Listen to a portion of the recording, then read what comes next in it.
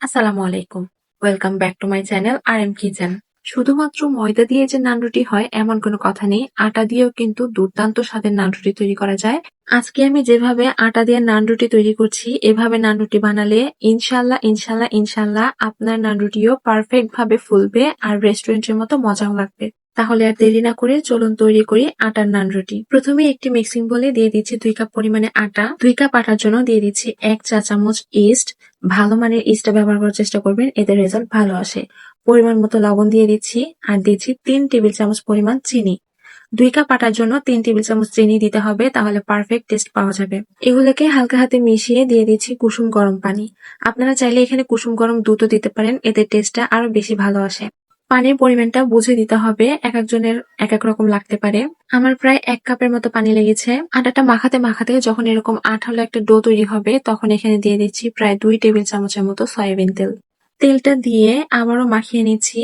মাখানোর এক পর্যায়ে যখন হাতটা ক্লিন হয়ে যাবে, তখন মাখানো স্টপ করে দিচ্ছি। মাখানো হয়ে গেলে খুব সামান্য পরিমাণে তেল উপরে লাগিয়ে দিচ্ছি।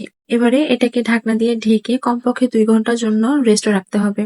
ডোটা যেন খুব দ্রুত আর খুব সুন্দরভাবে ফুলে ওঠে, সেজন্য একটা পাতিলে কুসুম গরম পানি নিয়ে নিয়েছি। খেয়াল রাখতে হবে পানিটা যেন বেশি গরম বা ভাপানো না হয়, প্রয়োজনে পানি অ্যাড করে নিতে হবে। এবারে বাটিটা এর উপর বসিয়ে আমি 2 ঘন্টার জন্য রেস্টে রেখে দিচ্ছি। দেখুন মাশাআল্লাহ কত সুন্দর ফুলে উঠেছে। মাত্র 1.5 ঘন্টার ব্যবধানে আমার ডোটা এত সুন্দর ফুলে উঠেছে। এবারে আলতো হাতে একটু মাখিয়ে নিচ্ছি, জাস্ট ভেতরকার বাতাসগুলো একটু বের করে নিচ্ছি।